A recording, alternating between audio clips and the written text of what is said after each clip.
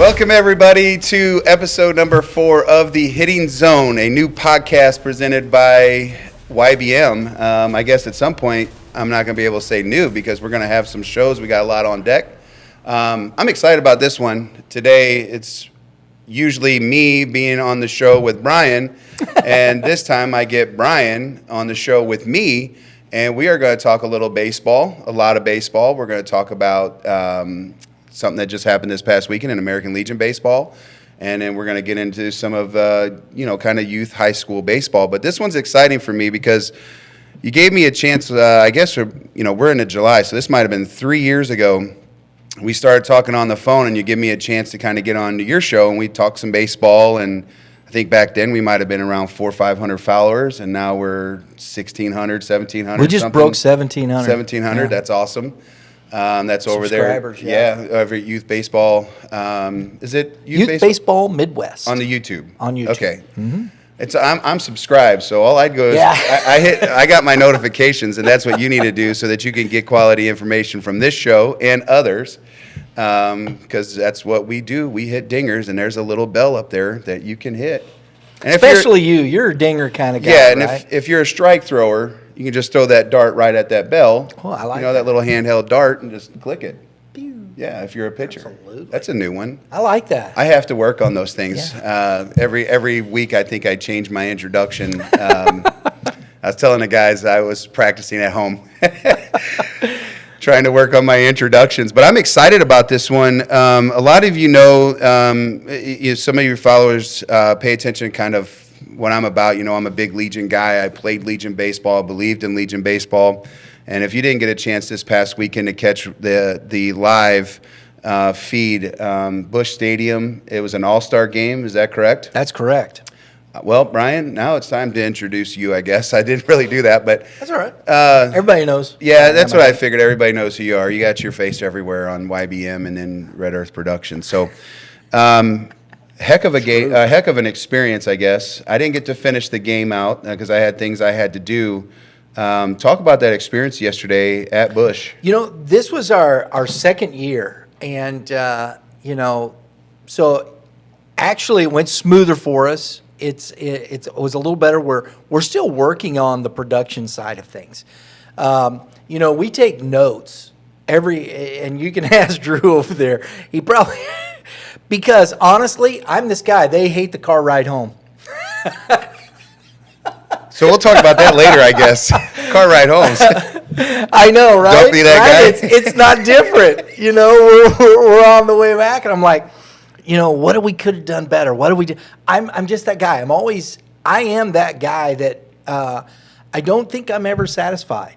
And we appreciate. We got a lot of great comments and people enjoying but that's one of the things that I really work towards. I love the fact that our fans and people that tuned in, and kudos to the American Legion baseball fans, both Illinois and Missouri. Made that live stream our biggest so far in our history. That's awesome. I think it is, and that shows you that American Legion isn't gone. It does. I think it shows just all of it, right? The experiences that they're getting, being able to stream. If a grandparent can't get out there to Busch Stadium, or even at other parks, I think the having the opportunity to do the GAC Game of the Weeks with you, right? And then you keep expanding into the youth side, and then now here with American Legion the last 2 years, I can't imagine what it's like to be in that same stadium, maybe feeling like a Jack Buck, at least for a minute. I mean, you might be humbled real quick when you see that Jack Buck statue out there down in the left field corner, but I mean, you're calling games that, guys like Albert Pujols played in. I think that has its own nostalgia, too, along with the American Legion as well, right? That is a little bit surreal. The first year especially was like, you're sitting there. I'm sitting here in Busch. Now, we're not up in the press box or anything or, stuff like that. But it is a bit surreal sitting there and you're watching, you're calling, your production company, you're calling the game, you're live streaming this, and it's there at Busch, and it is a bit surreal. I've been on the field and had the chance to take BP on there, and so seeing the backdrop with the arch and everything back there, the gateway to the west. It's just something different. You know, and of course, you could pay to have batting practice down on the field, so it wasn't like I was in a uniform. I imagine playing in that game may have been a ton of different emotions for those kids because Right. some of those kids may never get a chance to do that. But you don't see none of this happening in tournament ball. We're not going to play Busch Stadium in tournament ball, right? No. And American Legion is doing what they need to do, which I believe, I could be wrong, and you could correct me on this. I think they fundraise as well for the league to get on the field, or is that something that they work with Busch Stadium directly? No, for, you it's know? it's like what they work with Busch Stadium. You know, they sell tickets. It is a Okay. fundraiser kind of thing. But you know, it's the tickets. You bring all the people to the game and whatnot. And it was a warm one. You know, but Sonny Gray was worth it. He was dealing. You know, against the Gents. Against I'm that- I'm glad. See, as he's alluded to, I don't like pinstripes because that's the evil empire over there, and up north is bad too. So I'm terribly glad the Giants got swept by the Cardinals. Yeah. What did you think? Just as random, but what did you think about Sonny getting taken out when he did? I honestly, anymore with the way baseball's run and the analytics, I don't think about it anymore that way. I believe that Sonny wouldn't have been taken out if he's still a bid for a no-hitter. I mean, he was still in bid for a perfect game. Yeah. And the home run, once that was done, he was out. And it was pitch count, and it was all back to the same stuff. Did it work out? Yeah, barely. And they almost gave it away last night again. Similar. I like what he said there is burly. I'm not sure if he was trying to say barely or Burleson. It's just burly. But that young man has been killing it lately, Oh, and Burleson, he started that game off Yeah. hot. It just But just the whole experience, you know, you go down, you get a sense because not only that, we take our equipment in, but way before we had to be down there at 11:15. They let you in. They take your equipment down to the bowels of the stadium, and then you got to go get it. So you're walking down into the places where most people just don't see. yeah. Also, give a shout out to my nephew Ryan. He works Ryan Weary. He works for a company. They do IT for the Cardinals, and so he's sitting up in the press box watching the ball game. And he's up there. He's working. Working in the AC. You guys And, were out in the heat so we walking got to the stadium? he came down, said hello and whatnot, and so he's like, man, he's watching Cardinals all the time, and whatnot. Works down there at the stadium, so that's cool. Yeah. it's cool. So it's nice. It's fun to go to the ball game, the event, the whole thing. I think it's great for these players. An experience that you may not ever experience again in your lifetime. 100%. I have my events. I talked to this. We talked about it last week with Mike Brayman playing down in Valmeyer, Illinois. Mm-hmm. That's an experience only a handful of guys get to achieve. I couldn't imagine being a high school kid playing. I'm assuming both sides of the river probably love Cardinals baseball. At least I hope so, and not the Cubs, right? Another pinstripe group. But I couldn't imagine playing. I played at Mizzou when Mizzou was just like brand spanking new, right? And we had played a high school all-star game there for Misha, like Missouri State. I thought that was the coolest thing ever. I wasn't a D1 athlete, so that was the closest I thought I was ever going to get to an opportunity like that. I could not imagine being on that field. And you're seeing it a lot. You're seeing teams like Edwardsville. St. Charles West played there. Yeah. Right? And yes, you and have, the high schools are starting to do that. yeah, and you have to work for this. You're just not given this opportunity. You're just I not agree. paying for this opportunity. So when you have a chance to be an American Legion All-Star game, you're going to have a chance to go play down at Busch Stadium. One of the things, though, with American Legion Baseball that we were able to do this. We were at SCA. I met Ryan Foster, he's the interim head coach there at SCA now. Heck of a nice guy. Hoping to get to talk to him a little bit more. We were at the PBR Scout event for American Legion. I thought it was cool. It's one of the things that they've done. It was just for American Legion baseball players, and I thought it was just kind of like what Tigers do or USA Prime does. They have a scouting event for their club, and There was guys, now they did Illinois and Missouri. There was guys that came from Illinois. There was guys drove 3-4 hours around Missouri to come to St. Louis. They had a great turnout. And I think that this is the interesting turn, in my opinion, for American Legion baseball, wouldn't you say? Yeah, I mean, when I think we talked maybe off air or something, or just a phone call or something. We had talked about that event, and I understand what PBR is trying to do in general, helping these young people out. And we had talked about it maybe a year ago that Legion has to make changes. Yeah. And here you are. You could see that they're making changes because they're trying to get that kid that opportunity may not have that budget, that family that may not have the budgets. There's a reason why Legion's important these days is because it is budget friendly. And so, they're putting these things together to make sure these kids get showcased. So they're making it an attraction now. And I think that's what's going to help Legion, and you may see the full circle thing happen, is this will come back and people will be excited about Legion baseball. And here's one of the other things, and I thought this was cool. There was some of the clubs, some of the Legion clubs that were able to do some fundraising through their posts and things and community. This were the community, and was able to pay for the players. That's awesome. I mean, so it didn't come out of the player's pocket. It was part of the club, and I thought that was pretty cool. The thing that I think I love more than anything what you just said was community. And that's what I always loved about Legion is people watched Legion games from the community that you were in. And some of the draws, maybe they're a little bit bigger now because of the changes in Legion baseball from now and Travel Club. And there are. But it's still pretty much still in that same area. Yeah, I can remember playing Maryland Heights Legion at Thoman Booth. We're neighbors. The Pattonville-Rittner rivalry. There was Parkway schools in there. Maybe North. I can't remember which one. But we had like McClure in ours, and they had just gone on to play in the Final Four, and had all these things going on. Well, it became a rivalry, and the community showed out. And so we would fill the stands at ABC when we would play them, and it would fill. The entire community would come out there and watch us play. They supported Legion baseball.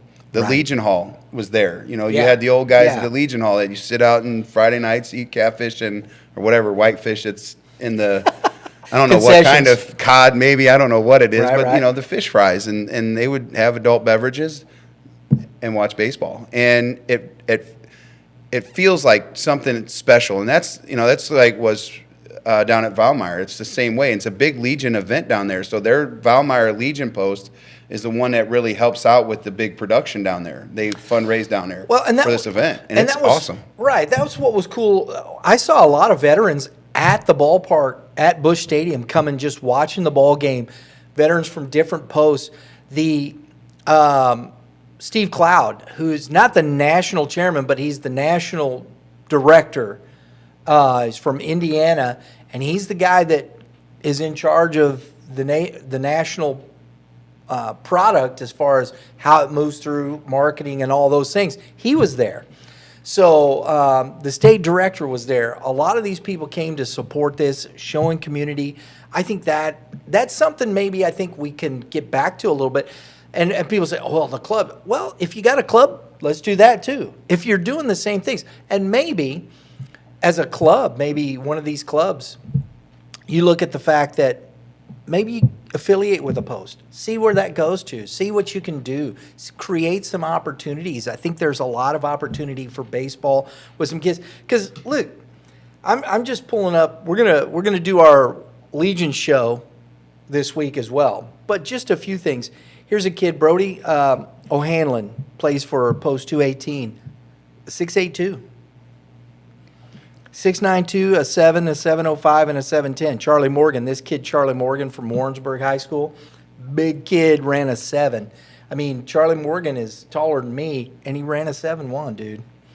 And we saw this kid, Stuckenschneider, from Jeff City in the All-Star game, 6'5" catcher with a hose. Threw a couple guys out at the All-Star game. That's yesterday. Joe Mauer-esque. Right? Big That's kid. Big. Swings it. I think he's going to Lincoln College. In Jeff City? Yep. So, It's some good stuff. And these kids, this is Ryan Shipley, Fort Zumwalt North. Here's a GAC kid that ran. These are all, this is 26, 26, 26. Three of those guys are 26s. You've got fastballs, Timmy Edmonds from Winfield, 87 miles per hour. Eli Anderson, Warrensburg, another kid, he's 6-something, 85. Braden Reinhardt from Sparta, Illinois, 83. Christopher Haley, Carson Rustmeyer, Dominic Ranke, Desmet, 26 kid playing for Chesterfield, 556, throwing 81. What years? These are all, he's a 26. Timmy Edmonds is a 26. The other guys are 25s. All They're room to seniors. grow. Yeah, Nick. All room to grow. Nick Copeland from Kirkwood. Yeah. You know, he was you got some guys that are. It plays Right? just like high school because Legion's a little bit. I like the Legion side because it feels like it's a high school thing because you still play for something, right? You play for zones, you play the districts or whatever they call them now. I think it's zones, right? That you go into or district. Yeah, there's zone. district, and there's some talk about those things, and I think there's been some interesting conversation about how that moves in the forward because it isn't as many teams as it used to be. Gotcha. And I think that's fair with the clubs. I don't think these things are going away, and I think there's some things that I think Legion can do. It's my opinions. I'm not the guy in charge, but I have these conversations. We talk, and there's some things that can be done. I think to even make that. But the Mid-South Regional, 7 states, going to be in Washington, Missouri the next 2 years. They're hosting it at Ronsick Field. There's going to be some good high-level baseball being played there. Yeah, and a great park. Great. Yes. Again, back to community. I think Washington's a nice little town for baseball. Not a lot to do there, but there's enough there to watch a baseball game and have a darn good time. And you think about it. Here's post 218, Washington. Kent Getsy's the head coach down there. He's got 4 teams. He's got, of course, the 18. It's 19U basically because they let the college, Yeah. Then the 17 and under and the 15 freshmen. But they got 2 of those teams. All 4 teams are above 500. And there's only one of them that's and the one freshman team that is the Navy. They're 10-8. The rest of them are well above 500. It's a good program. And you can tell by the kids that are showing up here and putting up numbers. Yeah, I mean, I would be lying if I wouldn't say I would love to have a kid at those 86 miles an hour, or 87. That's a 2026 or 2025 for that matter. It plays very well, so you're seeing that there's talent still there. Yeah. And it's what can Legion do? I think for Legion baseball, it's what can they do to attract some of those other kids to maybe get a little bit deeper roster with those kinds of numbers. And I think that they have to find a way to compete with the clubs, and it's the obvious things that you see, the dollars, right? I think it's cost effective, budget friendly for families that their kid has an opportunity to still play. It's better than heading up to your local recreational park and just trying to play a little high school baseball that may play 10 games a year. It's better than that, right? Right. Maybe less stressful than the weekends because you don't have to throw. A kid might be able to start on a Tuesday and on a Saturday, or throw some innings on a Saturday, or whatever you want to manage your roster. So there becomes game decisions too. But some of the biggest difference is how to train.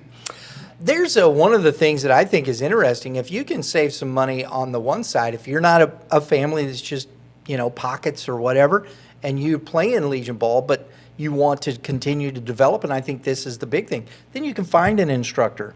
You can go to some of the clubs. Hey, a lot of these guys give instruction, not just to their own club teams, but their instructors, and they take on students. Yep. And I think that's you find an instructor that fits. You want to do a little more pitching. Do you want to get more athletic? Right? We have all of this available to you guys. Anybody that's out there watching, this is available to everybody. I know that Wentzville Legion's trying to make a comeback. Rick Anselm. Yep, and Rick had used the hitting zone for a long, long time and come in there with his kids in training. And some of the rules are different now than they were when I played, so that they can keep their kids attached and keep them focused on baseball activity still. but they use the hitting zone. And I got the chance to see all these kids that I never would have recognized if it wasn't for them walking in the door. Yeah. Don't shy them away, just because you have your club or whatever is coming into your facility. Take these teams in, because you might be able to work something out for yourself individually. Like, what if you could offer some training opportunities for them? What if you offer fielding clinics, or whatever you could do to help out Legion, because it's still people volunteering their time. I don't think the coaches get A lot paid of right. those coaches are still, and I think there are some of these Legion clubs are looking at paying coaches, but because, and here's the thing with that. Here, I'm gonna throw this out here. Here's an opinion. This is not necessarily reflect the opinions of our sponsors or those affiliated with Youth Baseball Midwest. There you go. But here it is. Did I forget what I was going to say? I think No, so. I didn't. That's like last week I saw a No, squirrel I out there didn't running across the window. I think, volunteer, if you can do it, if you want to volunteer your time, fantastic, do it. Heck, if you can do it and you can give your time to it, and you have a passion to do it, fantastic. But I think you ought to have that same passion whether you're paid or not. I think we see a lot of these club teams with these kids coming back from college that have no interest or passion for coaching, and they're taking the check, they go out, they show up, they sit on a bucket, they throw a few signs, drop a couple of F-bombs, and, we go 2-2 and we go home. How do I know that? Because I've been there, watched it. It's what it is. I've heard parents talk about it. I've heard people talk about it. And I think this is what gets into the issues on that side. We don't talk about that issue. We want to talk about how crazy the parents are. And there are some crazy folks. It's a small percentage. How invested is this young man coming back learning how to coach, how to communicate with a player, how to engage the player, how to engage that person to get the most out of them, how to manage that? Are they showing up with an understanding of what they're supposed to do that day to bring that team? What's going on? Or are you there, you got this 18, 19-year-old kid coming back coaching from college, and he's just trying to be one of the guys, and no, you got to change that mentality. It's different. Man, obviously, that I coach high school sports in travel ball. I have seen some situations where we've had some young people come out fresh out of college, they show up, right on the field, and they just let the kids do anything that they want to do. Yes. It's not real. It's you can't let these kids go out there and have all the. I mean, granted, you have to have fun, but the choreographed dancing and all the obnoxious stuff, the words being used inside the dugout, and then the conversations in the stands, and you can't control these things, you're only hurting your athlete in the long run. However, don't just accept being a paid coach as your coach. Like, don't chase that, because that's not the person who's always invested. That's exactly what you're saying, and I've seen it. We played in a Game 7 event for high school, which, Dave and Dave are trying to do a little bit better job with trying to get the high school attachment. There's a team that came over from Illinois. The kid must have been 19 years old. I felt like he was a seasoned coach. The way that he managed his dugout, the way that he managed his stands, the way that he managed the game, he was fully invested. That's a guy that I would co-sign, and that's a guy I would send you to. But there's guys out there that I watch that are 22, and they want a 16-year-old kid to be their friend. One, that's weird to me, because maybe it's a not a big different age relationship anyway if you're the coach. Well, how do you, if you're going to act a particular way, your team's going to act a particular way, and what are you doing for your organization? And your organization should care, because ultimately that's what's representing you in certain levels, whether it's the best or the worst that you could play in. They're representing you and your brand. And so if you want some kids running around the field popping collars and cussing and doing all these unnecessary things, trying to create a little bit of energy on the field that's negative, that comes back to you guys and how we recruit these kids. And are you just putting them in positions to fail anyways? And this is why I think we have these conversations on, what is club ball? Right. Because that's not club ball to me. That's just taking people's money. And here's the thing, folks. I'm not talking about just, we say club ball. That includes all of baseball, whether it's American Legion or private clubs or whatever the case may be. We have this terminology of travel baseball. We're playing travel baseball. Where'd you travel to? Springfield, Missouri? Fantastic. Warrenton from St. Louis. I mean, oh no, man, we go to Indiana. And okay, fantastic. Why? Why'd you go there? What for? What's the purpose? We don't do anything with purpose anymore. That's what I think is most tragic about it. We're not thinking through, we're not looking at what is your talent level? What is your opportunities? And how do you continue development? I got a double-A team. Well, let's keep them together and see if they can grow together. Do they all go pretty much to the same high school or are going to play against each other in high school maybe? I got 4 kids from this high school that's over here. I got 4 kids from this Howell, and this Howell. So now I got 12 kids and I can maybe pick up because they're going to see each other. There's a commonality in things. I think that also registers a little bit. Well, going back to Legion, it always was fun being a part of that because, we just watched Tennessee, right, win the Men's College World Series. Tony Vitale's a St. Louis guy, DeSmet guy. These were things that when we were playing these guys, I'm the same age as him, so I remember him vividly because that DeSmet team was very good back then with Keppel, Zimmerman, and all that group, special group, right? Well, look where they're at now. Right. That group is what's out there trying to lead baseball. And all that came from was in the summertime, it was a rivalry in high school. And in summertime, we joined together to play. So when we saw them and we played with them for 25, 30 games, and then when we saw them in high school ball, that rivalry was different. It created the right energy, in my opinion, the right energy.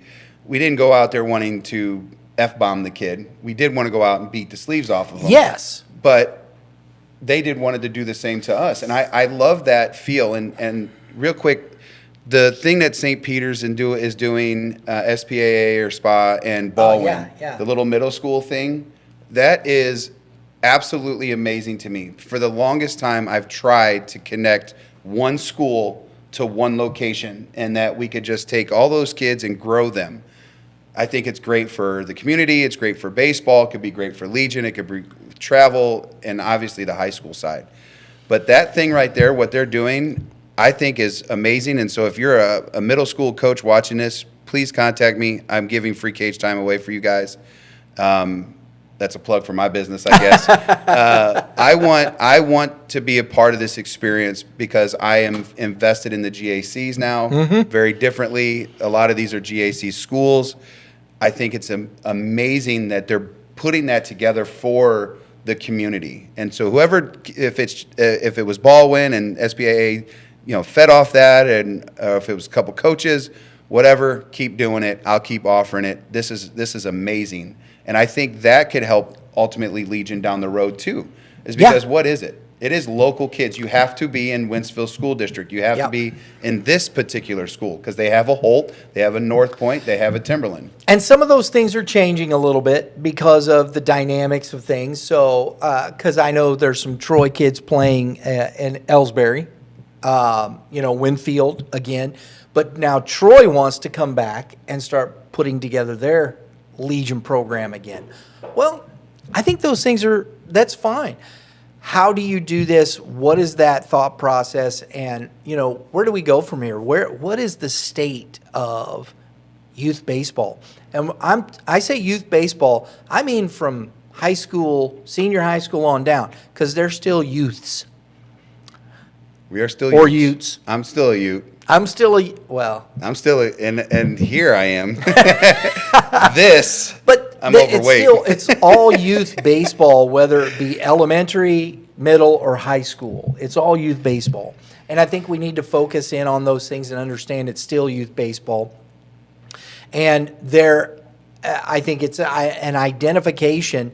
And it used to be there was these elite athletes that played on these prospect teams. and everybody was trying to get to that.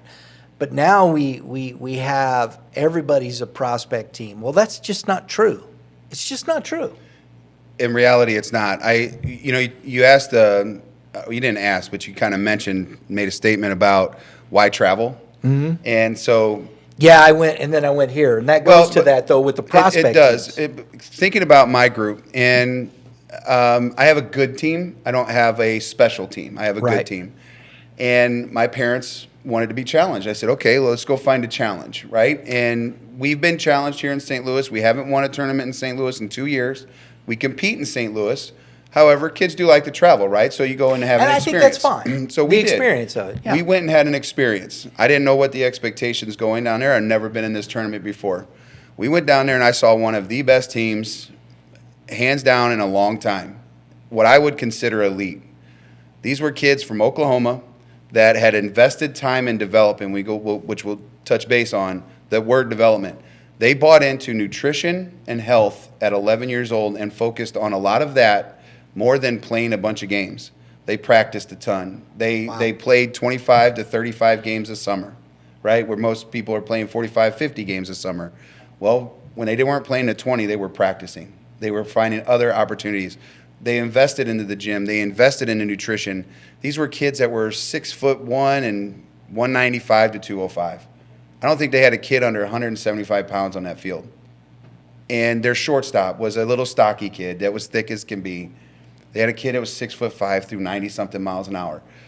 That is elite. Everybody else, we're everybody else. And to me, that's what I would consider what needs to happen here in St. Louis. Who can find that path to train these kids? Because Major League Baseball, you look at they have a graph out there. It's not graph. It's a PDF or whatever of average weights and heights all around the infield and pitching staffs. Ain't nobody under 195 pounds, 189 pounds. I think is the smallest guy on the field, and that's the Major League Baseball average. And we're trying to put all of these pressures out there for a 145-pound kid to be this elite level thing. And I think we have a misconception of what is youth sports, and what is developing, and what is playing or what is necessary in our sport.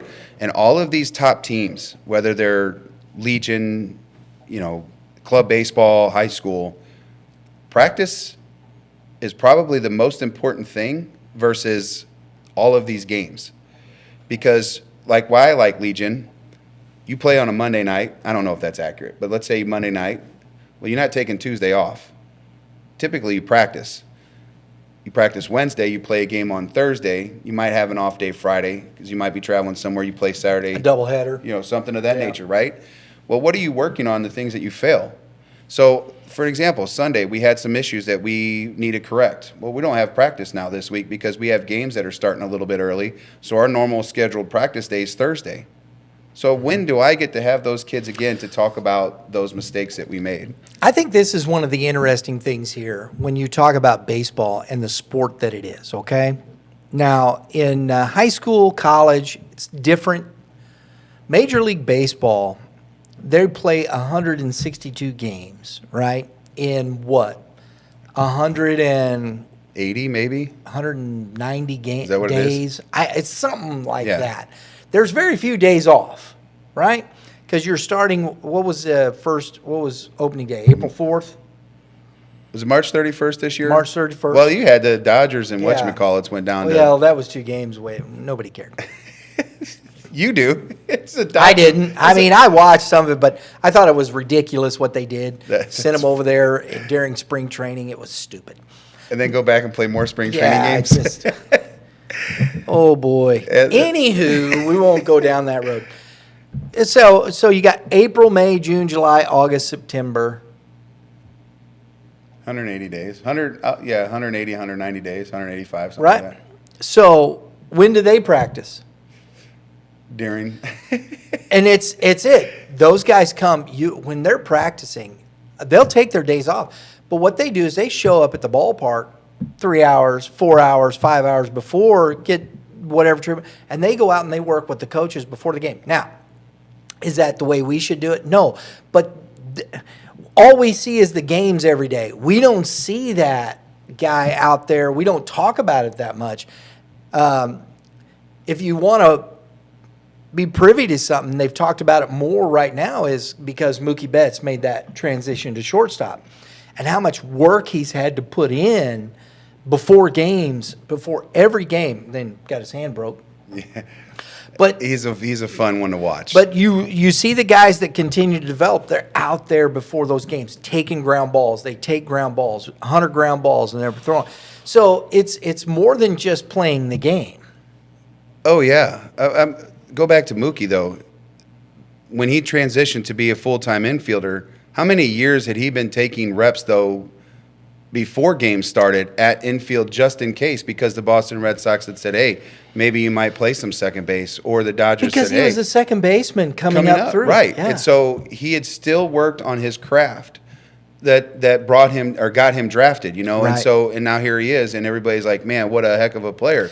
He's been practicing baseball for a long, long time. How many of you players, and it's tough because tournament baseball doesn't work that way, right? So you got to have those practices, but how many practices are you having? Are you going 6 days a week? Oh, we got to save the arms. We got to do that. Okay. There is so much that you can do, though, after you throw.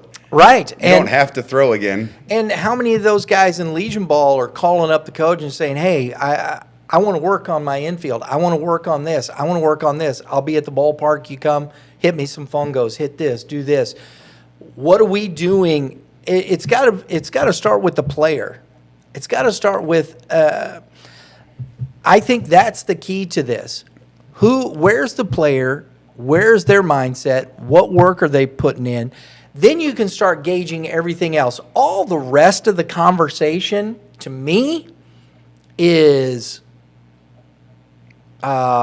just conversation. yeah, it's just conversation. Unless that player, you see your player willing to go, and that's what they want to do. If you want to just play baseball and whatnot, go play baseball. Have some fun with it. Enjoy. How much extra work are you putting in other than practice? How many more swings? What makes you better? What gets you to where you want to go? You need to have those conversations with your kids as a parent. And then you have that conversation with the coach. And then we continue to have these conversations. How badly do you want to play? What do you want to do? How do you want to do? You have these high-level athletes like a Cole Chambers, goalie, whatnot. At some point, maybe where does he go? Yeah. I think it may be a little early to make those decisions. Maybe. Yeah, I'm maybe not even sure he's got a driver's license yet. Yeah, and maybe he can continue to play both, but I know there's conflict in the sports because of the time of year they play. Yeah, high-profile players have decisions that they'll ultimately have to make, but that doesn't mean you stop playing, right? You still have opportunities. There's this thing that you said, and I'm going to use my team, and I'm probably going to upset some folks, and so be it. But I'll use my group. I'll use my group an example. I have a couple graduating seniors that are moving on to play college baseball. Mm-hmm. They may not be premier level college kids, but they're moving on, right? One of them didn't make his high school team. One of them made his high school team. One of them was a big part of the high school team. We got done playing good weekend. We finished in the top 4 to put ourselves in position to play bracket with my older group. On Monday, guys are beat up. They're tired. My catcher, who caught all the games in the heat, doubleheader, everything, was there on Monday morning for in-season routines. So he was there for our workouts. He was there for our rolling. He was there for managing the body in general. He didn't have to do that. He is there for a reason, though. Why is he going to play college baseball? Because he has this dedication. Exactly. And you cannot harp. He's drinking the element to restore, to get the salt. 100%. Get everything back in there. Shout out to his mother for going to Costco and getting us. I mean, we had liquid IVs. We had 4 cases of Gatorade that weekend, and made sure we had fruit and things that were helping us get through the days. And we didn't have no kids pass out. Nobody got sick. none of those things happened to our group, and I felt really good about that piece because I felt like then we were conditioned. Hydration, man, it's huge. Well, they bought into and that nutrition, piece. Right? Yeah. But again, going back to Mondays, and then I have parents that will get on me about why I don't play their kid and why I have a kid that I might play more that may not be, maybe they're the same level of talent, but I'll give this kid more playing time. Well, this kid shows up. He shows up at the gym to hit when he doesn't make practice because he had to go to work because work didn't schedule him off or whatever. Right. He will make the extra effort to work around some of these issues if they had high I school love the fact that activities. he's got a job. That's cool. Well, most of them do now because most of them now have kind of really understood that this is going to be their last years. They're not going on to play college, and so they go to work and they kind of do their things. I understand that piece. I respect it. I don't force them to come to practice. But I tell you, if you want to play every day, you have to do these things. You have to be prepared. I'm not telling you they have to be at one of my practices, but you need to practice. So if you go home and you throw the baseball and you rep, those are things that I will see when it comes down to game time. So don't yell at me or don't come to me with this development issue when your son or your athlete is not working as hard as your desires are to chew me out. Right. You know what I mean? And so what I loved about what you said is it is what it takes. When I look at guys like Titus Sissel, and I see that young man and the things that he's doing, the Devermans of the world that just graduated, Bogan Pole, what he's doing down at Missouri, at the Bears down there, I just think about them guys are always working out. They're always moving. They're always building their brand. And that's what we are as athletes. We have our own brand. Some guys take it to the extreme. They typically, they're those 10% kids in the area. Some of them are somewhere in between. That's probably where I lied because I thought I was too good or something. I don't know. But I didn't work hard enough. I just worked enough. Right. And then you have guys that just show up when they're scheduled to Yep. show up. Yep. And you wonder why you can't make adjustments in the game because you missed out on opportunities that when you're coming into the facility and I got nothing to do and I'm sitting there talking to you about baseball, it's a whole different conversation. It's a different stressor. It's a different, oh, that makes sense. And so if you're not willing to practice, you got to understand that there's probably limits that you're going to have as an athlete. You know, when we talk about situations like this, you can talk about these things all day long. It's just a matter of each individual. Where are you going? What are you doing? Not everybody is the same. There's very few. There's a minimal amount of elite athletes. And then there are some very good athletes. And that's maybe a little bit bigger pool. And then there's good athletes, which is a larger pool. And then there's some average athletes, which is the biggest pool. Yep. And and to me, really, to be honest with you, average is fun to coach. And I think it's tough, and there's probably some average guys that could be better. But then it's a matter of where you are here. And then there's elite guys. Why are some elite guys better than others? Because it's here. Why are some very good ball players better than the other good ball players? Because it's here. It starts, the body follows the mind. And if the mind doesn't set the pace, the body doesn't do it by itself. It doesn't just get up and without your brain. You don't leave your brain in bed. I would love to do that if I could. I would love for my brain just to have some relaxation and my body go finish my house. I mean, it's just, I know that sounds silly and people go, well, no, but then what are we talking about? And we have to start looking at this from this standpoint. I don't care where you play, whether it's club or Legion or this, call yourself travel, call yourself whatever you want. It doesn't really matter. What matters is what you're doing in that particular day to put yourself in a position to succeed.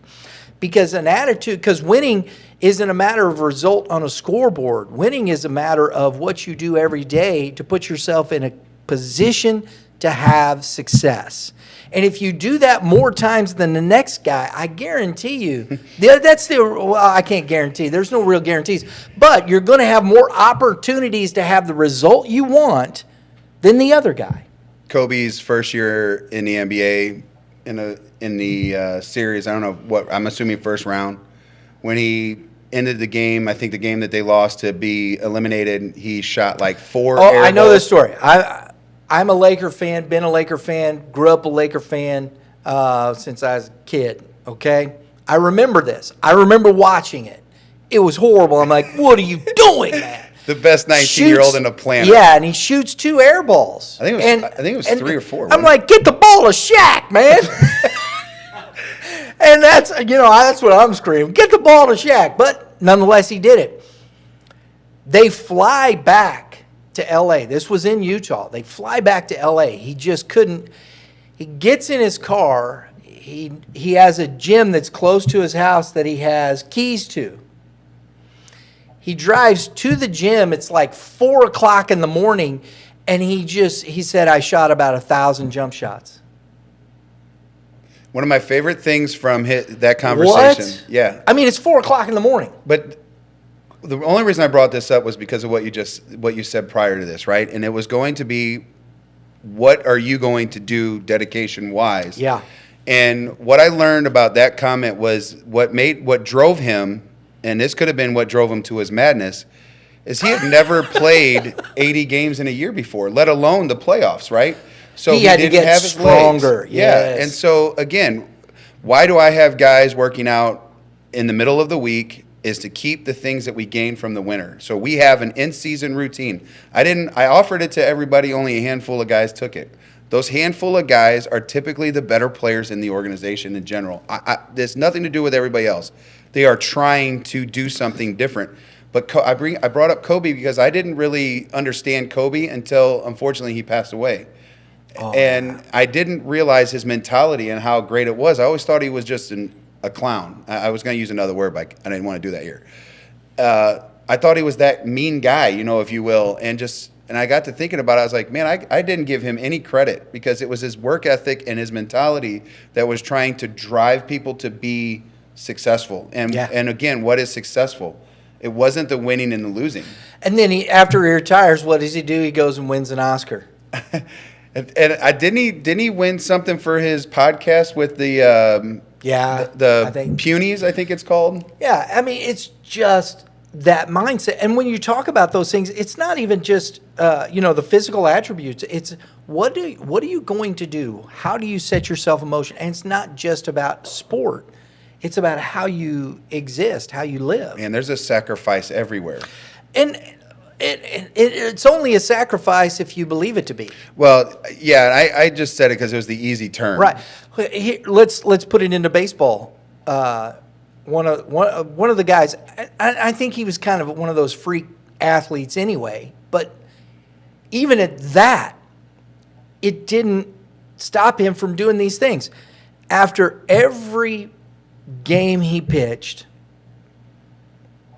there's one of the great, if not maybe the greatest pitcher never to win a World Series. But every game after he pitched, he went to the weight room and worked out. Well, I'm guessing Nolan Ryan. I mean, it would only make sense because the dude is Nolan Ryan, the Ryan Express. Yeah. He threw, his last pitch when he popped, he was 43, right? And the pitch was still 96 miles an hour. You have to be dedicated. This is all I can. I think about when my first podcast that I was on here, and I was nervous. Now I feel like I can come on here and people recognize me from this. It's a cool experience. I do not just go home and forget about the podcast.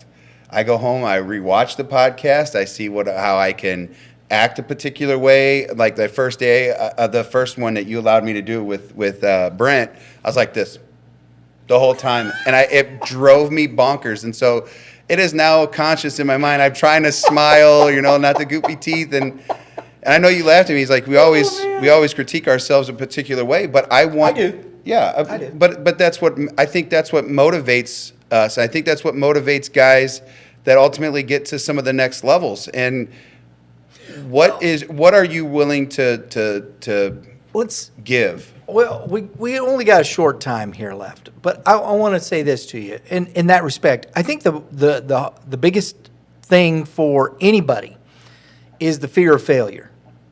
Okay? No matter what. Nobody wants to fail. Or they don't like what I said. If you don't like what I said, that's your, okay, fine. That doesn't mean I'm not going to say it. I'm very much, people go, well, who are you? Brian French. Nice to meet you. That's who I am. And we sit around and we go, oh, that guy, he said that and whatnot. Yeah, but it's nothing that somebody else over here hasn't said before. I've listened to a lot of very successful people. I've worked with and for a lot of very successful people. And I've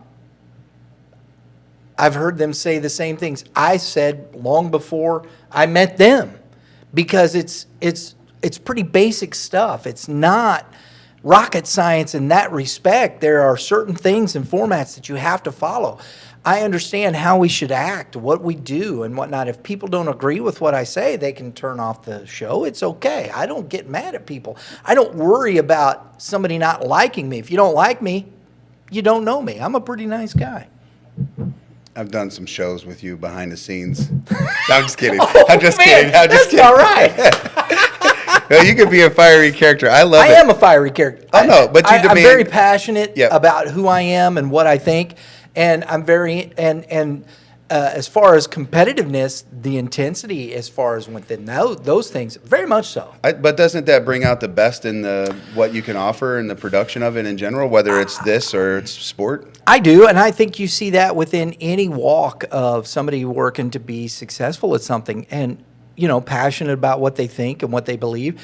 And it doesn't always resonate with everybody. And that's okay, because other people, I think there's people that have taken other, but this basic, I'll never forget, and I've said this a long time, because it's a pretty basic, easy thing. Your body doesn't work without you. And that's where you are, right here. So I've always said the body follows the mind. I'm watching the stupid, I like to watch these things, but it was America's Game, and it was about Dallas Cowboys, which there's another one that, not a Cowboys fan. But I like Jimmy Johnson. I really like Jimmy Johnson. It was hard to root against Jimmy Johnson in those days, and they had some really good talent, but I still didn't root for the Dallas Cowboys, never will. Anywho, very passionate about those things. But here's Jimmy Johnson walking around training camp, talking to guys, and this is what he's walking between. These are professional athletes, and all he's saying, he's talking to the guys that the body follows the mind. The body follows. It's not that hard. You have to understand, but then it's the next step with young athletes is how to get them to comprehend that, put those things in practice, and begin to understand the process in which that moves forward. That's the key. Yeah, that is the hardest thing I think right now to coach and manage is what's between the ears. Yes, and he always go back to Yogi Berra's Absolutely. goofy comments. When he says the game is 90% of the game is half mental or whatever the actual quote is.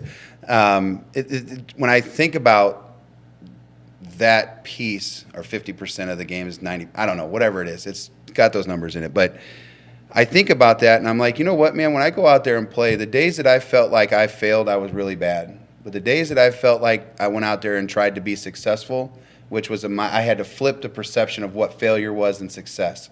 So if I was afraid to fail, I always felt like I was going to be afraid to succeed, meaning I wouldn't put myself in position to fail because I had such a fear of failing, right? Then I would say, you know what?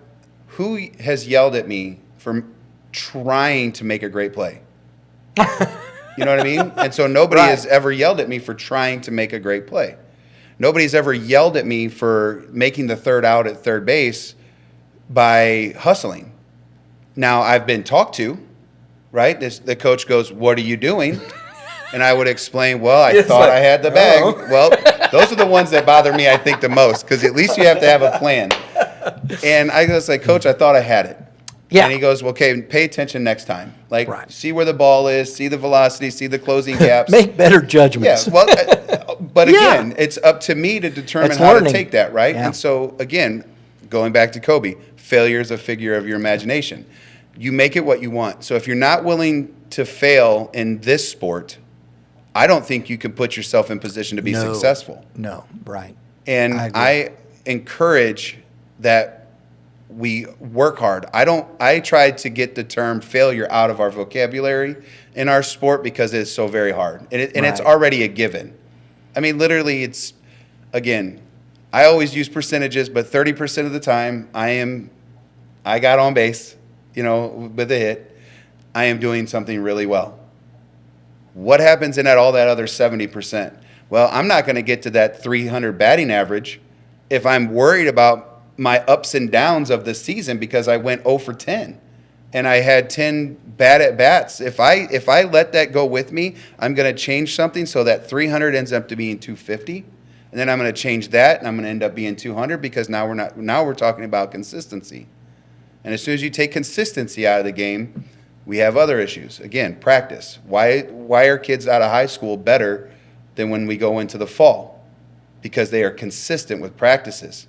Every day they're practicing or playing 6 times a week. Why do they come out better? It's not magic.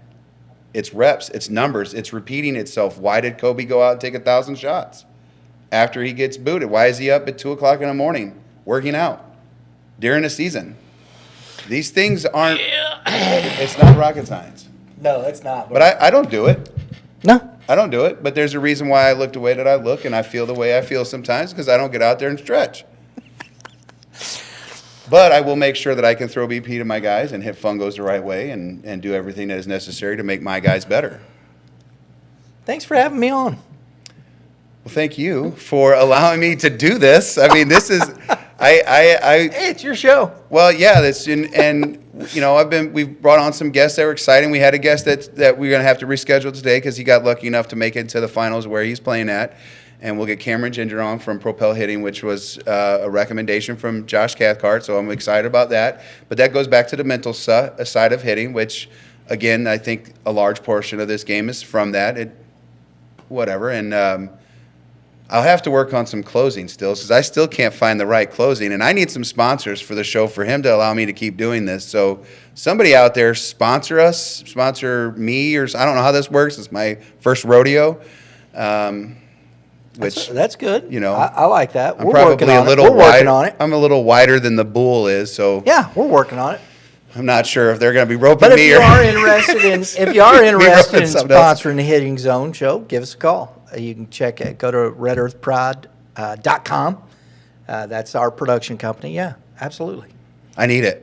I need help so Brian keeps me here because I do believe I am the talent. I do believe I get likes and follows and stuff like that. He does. Yeah, he does. Well, usually when I'm on your show, I smile a lot more. So people are like, I like to see your smile. And when I'm doing my own show and I'm talking to the guy that's across from me, I'm like this. Get all grumpy. I look terrible with my cheeks. You got to do the Barkley. That's terrible. It's terrible. Barkley ain't going to be doing that no more. I think he's stepping down from. I don't blame him for not going to ESPN. Oh, is that what that's what from? It was, yeah. Oh, because I think TNT lost the contract. Gotcha. I didn't know that. I didn't look that. I was more worried about Which is him. sad. Sad. I loved it. Yeah, that was the funnest part of basketball, listening to those guys. Oh man, Kevin Smith running on his shack, knocking them into the trees Kenny? and stuff like Yeah, that. yeah. Yeah, who'd I say? Kevin. Yeah, Kenny Smith. Who's Kevin Smith? Is that from the Silent Bob, Jay and Silent Bob? I saw you laugh and I was like, it's got to be something like that. And I thought that's the comic book guy, right? Baseball cards and stuff like that. Say goodnight. Goodbye. Next to it, because Mr. Dinger over here, he needs the help, and that was me. Was it? I don't need help. Yes, you just said you needed the help, so I was trying to help. It was the way you said it. It was the perception. I'm kidding. I'm being sensitive. We'll see y'all next time.